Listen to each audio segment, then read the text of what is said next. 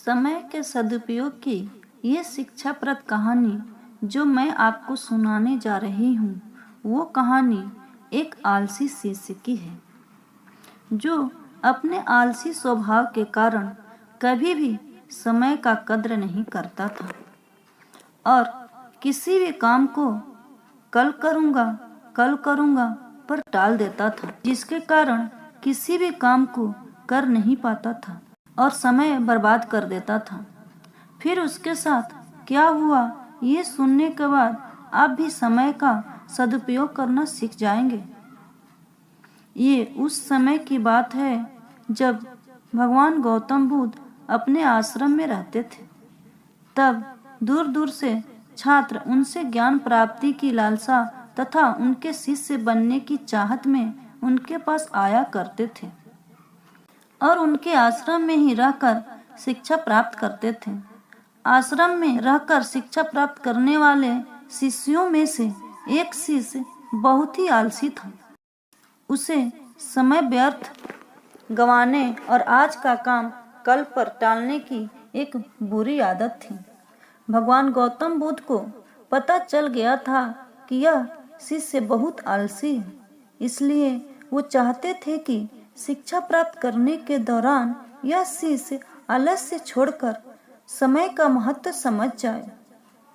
इसी उद्देश्य से एक दिन संध्या काल में उन्होंने उस आलसी शिष्य को अपने पास बुलाया और उसे एक पत्थर देकर बोले, शिष्य, यह कोई सामान्य पत्थर नहीं है बल्कि पारस पत्थर है। लोहे की जिस भी वस्तु को यह छू ले वह सोना बन जाती है। मैं तुमसे बहुत प्रसन्न हूँ, इसलिए यह पारस पत्थर 2 दिनों के लिए तुम्हें दे रहा हूँ। 2 दिनों में मैं आश्रम में नहीं रहूँगा। मैं पड़ोस के गांव में एक शिष्य के घर जा रहा हूँ। जब वापस आऊँगा तब तुमसे ये पारस पत्थर ले लूँगा। उसके पहले इस पत्थर को किसी भी लोहे से स्पर्श करके जितना चाहो उतना सोना बना लो। छात्र को पारस पत्थर देकर भगवान गौतम बुद्ध अपने शिष्य के घर चले गए। इधर शिष्य अपने हाथ में पारस पत्थर देखकर बहुत प्रसन्न हुआ। उसने सोचा कि मैं इस पत्थर के द्वारा इतना सोना बना लूंगा कि मुझे जीवन भर काम करके पैसा कमाने की जरूरत नहीं पड़ेगी। मैं अपनी हर जरूरतों को पूरा करके आनंद पूर्वक अपना जीवन व्यतीत करूंगा।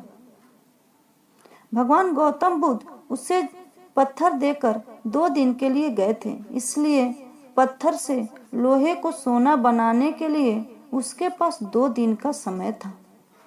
उसने सोचा कि अभी तो पूरे 2 दिन का समय है। ऐसा करता हूँ कि एक दिन आराम करता हूँ, अगले दिन पूरे दिन सोना बनाता रहूँगा। इस तरह एक दिन उसने आराम करने में बिता दिया। दूसरा दिन आया तो उसने सोचा कि आज बाजार जाकर ढेर सारा लोहा ले आऊँगा और पारस पत्थर से छूकर उसे सोना बना दूंगा। लेकिन इस काम में अधिक समय नहीं लगेगा, इसलिए पहले भरपेट भोजन कर लेता हूँ, फिर सोना बनाने में जुट जाऊंगा। भरपेट भोजन करते ही उसे नींद आने लगी, तो उसने सोचा कि अभी मेरे पास शाम तक का समय है, कुछ देर सो लेता हूँ। जागने के बाद सोना बनाने का काम कर लूँगा। फिर क्या, वह गहरी नींद में सो गया। जब उसकी नींद खुली तो सूर्यास्त हो चुका था और 2 दिन का समय पूरा हो चुका था।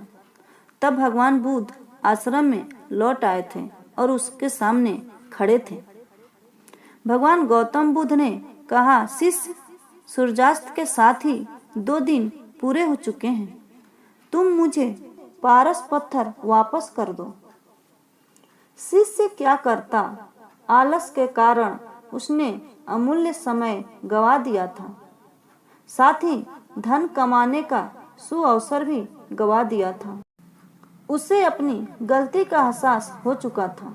वह पछताने लगा और भगवान बुद्ध से बोला कि हे भगवान, मैं अपने आलस्य के कारण पत्थर से लोहे को सोना बनाने का अवसर खो चुका हूँ।